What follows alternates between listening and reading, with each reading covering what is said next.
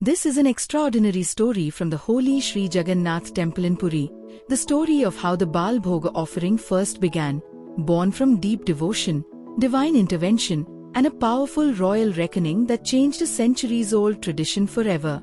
This sacred offering, celebrated every year from the 11th day of the bright fortnight of Aswin to the full moon day of Kartik, known for Kartik Brath, holds a profound significance. But have you ever wondered how it began?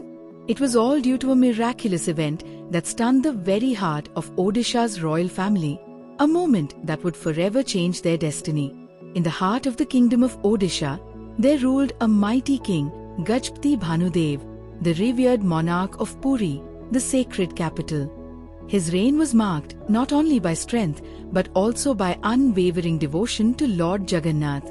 Every day, without fail, the king would leave the royal palace and make his way to the holy shrine of Sri Jagannath, standing before the divine idol with a heart full of reverence. With each darshan, he would bow in humility, feeling the spiritual grace of Mahaprabhu fill his soul before returning to his royal court to carry out the duties of the kingdom. But one fateful day, the king fell seriously ill. He was now confined to his palace, unable to visit the temple. It had been 4 days since the king last saw the deities, and no one could remember such a long time passing without his presence at the temple. But, as fate would have it, on the 5th day, a miraculous change occurred. The king suddenly recovered, as if touched by the hand of divine grace. Energized, he rushed straight to the Sri Jagannath Temple, eager to receive darshan.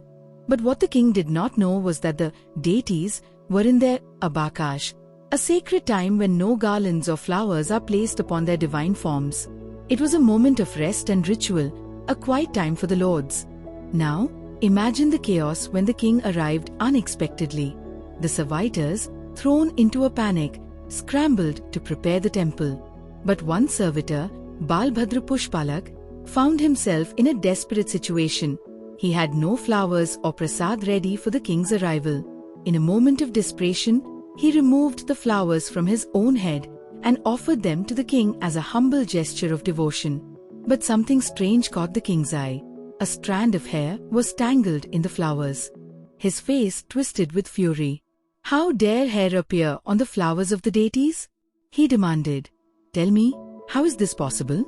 Trembling with fear, the servitor replied, "Your Majesty, the lords do indeed have hair." The king's eyes blazed with disbelief. He turned to the servitor, warning him, "If you cannot prove this to be true, I will not spare you. You will face severe punishment." In a storm of anger, the king stormed out of the temple, his heart filled with fury and disbelief. A short while later, the servitor Balbhadra Pushpalak, trembling with fear, slowly exited the temple as well.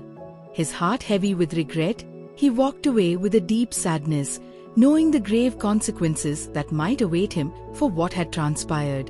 That night, the servitor lay down to sleep, but his heart was gripped with fear.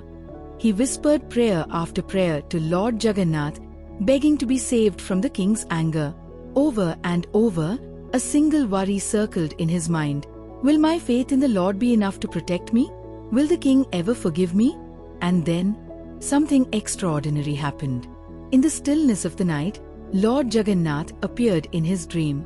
The Lord's voice was gentle, full of compassion. "Do not be afraid, my child.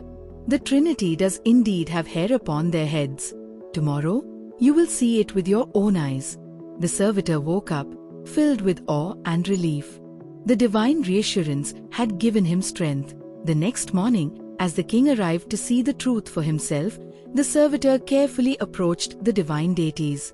With bated breath, he removed the flowers from their heads. And in an instant, something astonishing happened.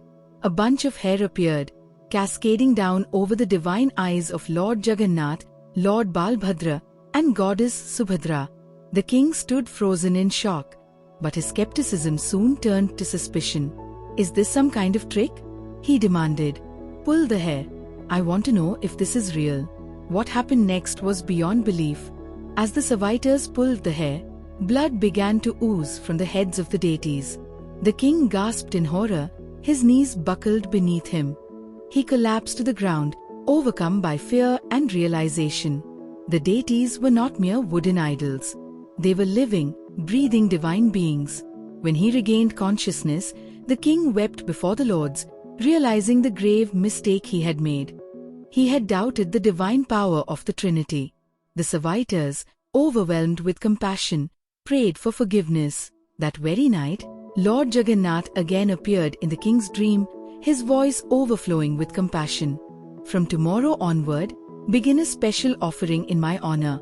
It shall be called Bal Bhoga, for you doubted that I have Bal, that is hair, upon my head in the Oriya tongue. The king awoke with newfound humility and devotion. The next morning, he entered the temple, his heart filled with reverence. He declared that Bal Bhoga would be offered every year from the first day of Kartik to full moon to honor the divine presence and the miraculous grace of the lords. And so, the sacred tradition of Bal Bhoga was born, a tradition that continues to this day, reminding us of the living grace of Lord Jagannath and the divine presence that transcends mere statues and idols. This sacred offering is a symbol of the bond between the deities and their devotees, a reminder that the lords of Puri are not just divine figures, but eternal, living beings. Even today, the sacred Bal Bhoga is offered in the Sri Mandir, keeping the memory of this miraculous event alive and teaching us all a lesson in faith, humility, and the living presence of the divine. Jai Jagannath.